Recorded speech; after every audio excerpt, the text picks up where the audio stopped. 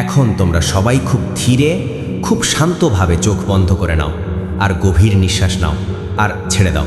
এখন শুধু আমার কথা শুনবে, কোনো কিছু নিয়ে ভাববে না, শুধু নিজের ভেতরে নিজের দিকে মন দেবে। আজ আমরা শিখব ভয় ছাড়া কথা বলতে, ভয় ছাড়া নিজের কথা প্রকাশ করতে।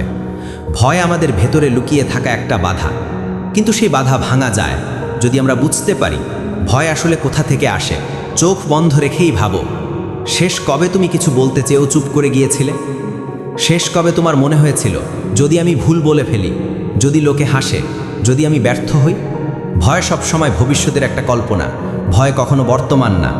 ভয় হলো এমন কিছু যা হতে পারে আবার নাও পারে, কিন্তু আমাদের মন সেটাকে সত্যি ভেবে নেয়, আর এ কারণে আমরা বাকরুদ্ধ হয়ে যাই। আজকে আমরা ধীরে ধীরে ভয়কে চিনব, বুঝব, তারপর ছাড়তে শিখব। ভয়কে তোমার জীবনের পথের মাঝখান থেকে সরিয়ে দিতে হবে। তুমি যদি নিজের কথা বলতে চাও, নিজের মত প্রকাশ করতে চাও, তাহলে তোমাকে নিজের উপর বিশ্বাস রাখতে হবে, ভয়কে জয় করতে হবে। এখন গভীর শ্বাস নাও আর মনে মনে বলো, আমি যা বলতে চাই তা বলার অধিকার আমার আছে। আমি ভুল করতে পারি, ভুল করাটা স্বাভাবিক। ভুল করতে করতে মানুষ শিখে, ভুলের ভয় পেলে কথা বলা কখনো শেখা যায় না। এখন ধীরে ধীরে ভাবো, ভয় কোথা থেকে জন্মায়? ভয় জন্মায় তুলনা থেকে, ভয় জন্মায় বিচার থেকে, ভয় জন্মায় অন্যের মতামত থেকে। কিন্তু সত্যি কথা হলো, তুমি যাদের ভয় করো তারা তোমার জীবনের নিয়ন্ত্রক না, তারা তোমার পথ ঠিক করে দিতে পারে না। তুমি নিজের পথের মালিক। এখন কল্পনা করো, তুমি এমন একটা জায়গায় দাঁড়িয়ে আছো যেখানে তোমাকে কিছু বলতে হবে। ধরে নাও তুমি একটা মিটিংয়ে আছো, কিংবা ক্লাসে, অথবা বন্ধুবান্ধবের সামনে, কিংবা স্টেজে। ভয় আসছে, কিন্তু তুমি শ্বাস নিলে আর মনে মনে বললে, ভয়, আমি তোমাকে দেখছি, কিন্তু তুমি আমাকে থামাতে পারবে না। ভয়কে এক ধরনের অতিথি মনে করো। সে আসে, কিছুক্ষণ থাকে, তারপর চলে যায়, কিন্তু তুমি স্থায়ী, তুমি ভয় নয়। কথা বলার সবচেয়ে বড় শক্তি হলো মনকে শান্ত রাখা।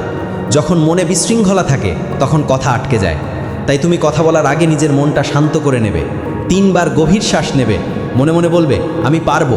তারপর তুমি যেটা বলতে চাও সেটা ধীরে ধীরে বলবে। এখন ভাবো, তুমি নিজের সবচেয়ে ভালো বন্ধু, তুমি নিজের পাশে দাঁড়িয়ে আছো। তুমি নিজেকে বলছো, ভয় পেও না, তুমি পারবে, তুমি শক্ত, তুমি যা বলবে তা মূল্যবান। মানুষের ভেতরে ভয় থাকা স্বাভাবিক, কিন্তু ভয়কে ধরে রেখে এগোনো কঠিন। তাই ভয়কে নিজের সঙ্গে নিয়ে এগোতে শিখতে হয়। ভয়কে সঙ্গে নিয়ে কথা বলতে শেখার মানে হলো, ভয় আছে, তবুও তুমি থামবে না। এখন চোখ বন্ধ রেখেই কল্পনা করো, তুমি তোমার সামনে দাঁড়িয়ে কথা বলছো। তোমার কণ্ঠ পরিষ্কার, তুমি থামছো না, তুমি গর্ব নিয়ে বলছো তুমি যা বলতে চাও।